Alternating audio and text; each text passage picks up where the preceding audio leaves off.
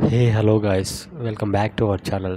So today అయితే dex యూలు bike దీన్ని మీరు చాలాసార్లు చూసే ఉంటారు చాలా దగ్గర. బట్ దీనికోసం తెలిసి ఉండదు మ్యాక్సిమం. సో అందుకనే ఈరోజు నేను ఈ వీడియోలో మీకు ఈ యూలు బైక్ కోసం మొత్తం పిన్ టు పిన్ డీటెయిల్గా ఎక్స్ప్లెయిన్ చేస్తాను. దీని కాస్ట్ ఎంత అన్నీ మొత్తం. So let's get into the video. Hello friends, welcome back to our channel యోగీశ్వాల్.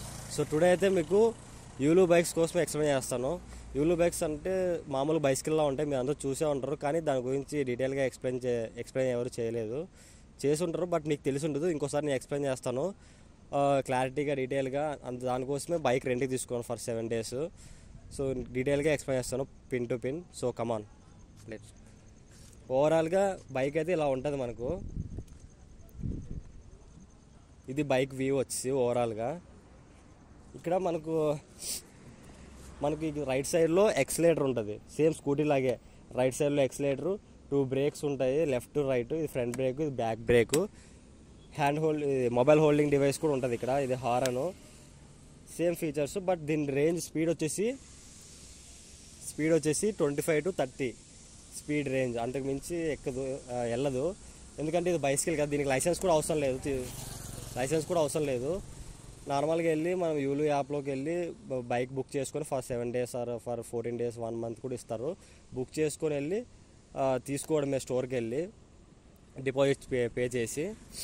నేనైతే 7 days తీసుకున్నా కాబట్టి 1400 ప్లస్ 500 డిపాజిట్ అయింది. మొత్తం 2000 అయింది. 100 rupees ఛార్జెస్ GST. సో ఇప్పుడు ఇక్కడికి మనకి ఇక్కడ డిస్ప్లే ఉంటుంది చిన్నది.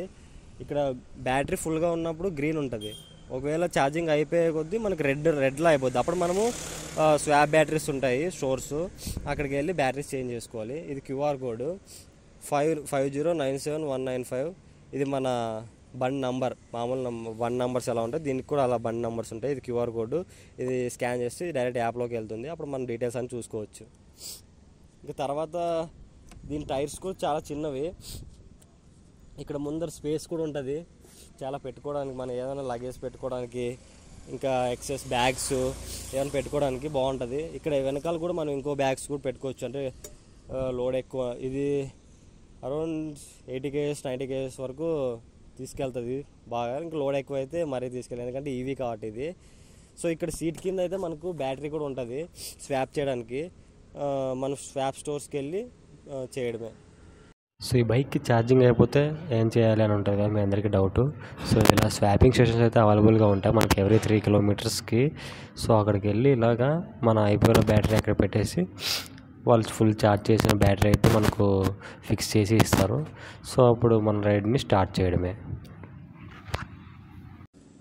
ఇది ఓవరాల్గా మనకి బండి యూలు బైసికల్ వచ్చేసి ఓవరాల్గా దీని ఎక్స్పీరియన్స్ ఇది.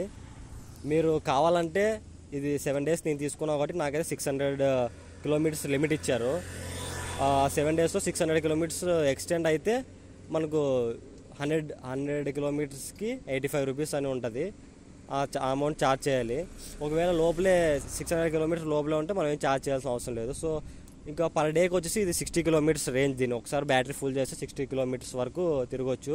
బట్ బిఫోర్ 10 km మనం స్వాప్ స్టేషన్కి వెళ్ళి బ్యాటరీ చేంజ్ చేసుకుంటే బెటరు. మళ్ళీ మధ్యలో ఒకసారి ఎక్కడైనా ఆగిపోయింది అనుకో, అప్పుడు ఇది తోసుకెళ్ళడానికి కూడా రాదు, స్టక్ అయిపోద్ది అక్కడే. అప్పుడు మనము చాలా ఇబ్బంది పడాల్సి వస్తుంది. సో ఎందుకైనా మంచిది 10 km ఛార్జింగ్ ఉన్నప్పుడే, మనం 10 km డిస్టెన్స్ ఉన్నప్పుడే మనం ముందే వెళ్ళి స్వాప్ స్టేషన్కి బ్యాటరీ మార్చుకుందాం. ఇది ఓవరాల్గా. మీకు వీడియో నచ్చితే లైక్, షేర్ అండ్ సబ్స్క్రైబ్ చేయడం మర్చిపోకండి. Thanks for watching.